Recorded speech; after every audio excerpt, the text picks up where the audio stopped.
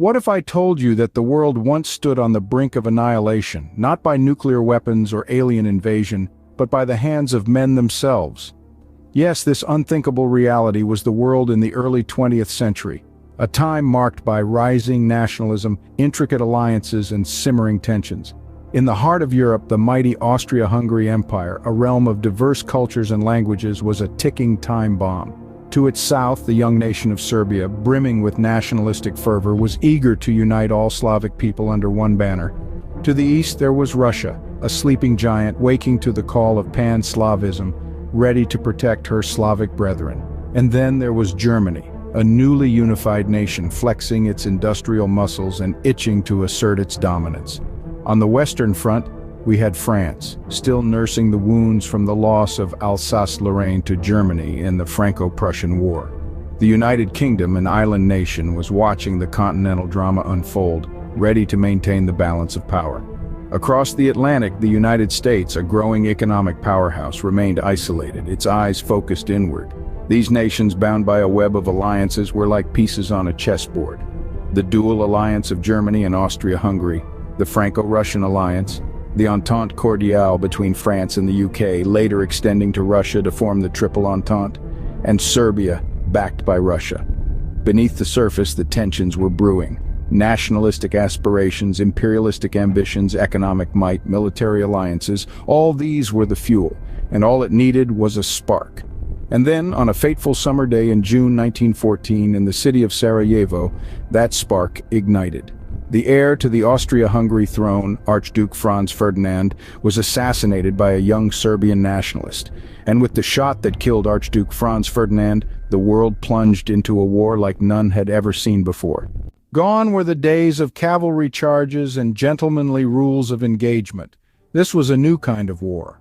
In the early 20th century, the world witnessed a dramatic shift in the methods of warfare. The Great War, as it came to be known, was characterized by a startling evolution in technology and tactics, which in turn led to unprecedented devastation. The introduction of trench warfare was a key development.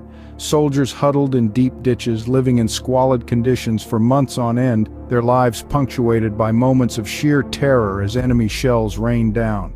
The landscape was scarred by a maze of trenches stretching from the English Channel to the Swiss border, a grim testament to the stalemate that defined much of the conflict.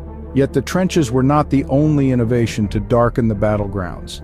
Science, too, was enlisted in the service of destruction. Chemical weapons, the most notorious being poison gas, were used to horrifying effect. Soldiers, choked and blinded by these insidious weapons, bore the brunt of this new, inhuman form of warfare.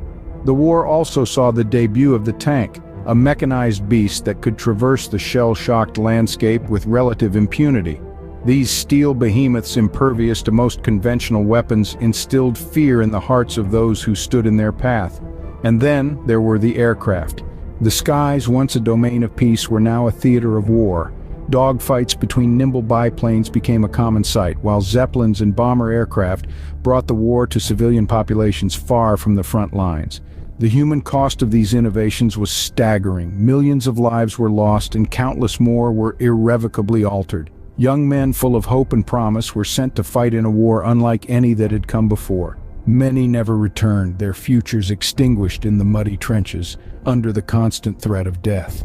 In the muddy trenches, under the constant threat of death, the true horror of modern warfare was revealed. As the war raged on, it became a deadly stalemate, a war of attrition where every inch gained was paid for in blood. But in this grim theater of war, key events began to shift the balance of power. One such turning point was the entry of the United States into the war in April of 1917.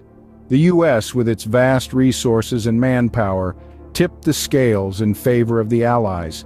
The fresh American troops, brimming with resolve, bolstered the weary ranks of the Allied forces.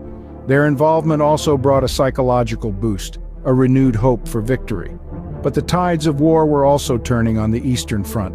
The Russian Revolution in 1917 led to the Bolsheviks seizing power.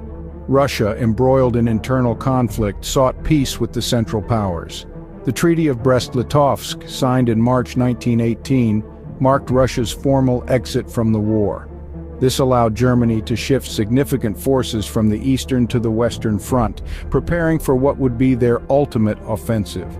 In the spring of 1918, the German forces launched the Spring Offensive, a massive assault on the Western Front. They aimed to end the war before the full force of the American troops could be brought to bear. The offensive initially seemed successful, with the Germans making significant gains. But the cost was high, and the German forces were left exhausted and depleted. The Allies, with the aid of the American forces, launched a counter-offensive in the summer, pushing back the German lines. The Second Battle of the Marne marked the turning point of the war in the Western Front. The Central Powers, stretched thin and facing internal unrest, could no longer sustain the fight. With the signing of the armistice on November 11, 1918, the guns finally fell silent. The tides of war had turned, bringing an end to this monumental struggle that forever changed the face of the world. The world had changed irrevocably. Empires had fallen, maps were redrawn, and the seeds of future conflicts were sown. After 4 long, bloody years, the world sought peace through the Treaty of Versailles. This document, however, bore the weight of blame, reparations, and territorial adjustments, burdening Germany with a debt they could never hope to repay. In the vacuum of crumbling empires, new nations arose. The map of Europe was redrawn, giving birth to countries like Czechoslovakia and Yugoslavia. Far away from the battlefield, the war had also transformed societies. Women, having proven their abilities on the home front, began to demand equal rights. Technology, too, had been revolutionized. The Great War had left an indelible mark on the world. It had shattered old norms and ushered in an era of change, uncertainty, and disillusionment. World War I, the war to end all wars, was over, but its echoes would be felt for generations to come.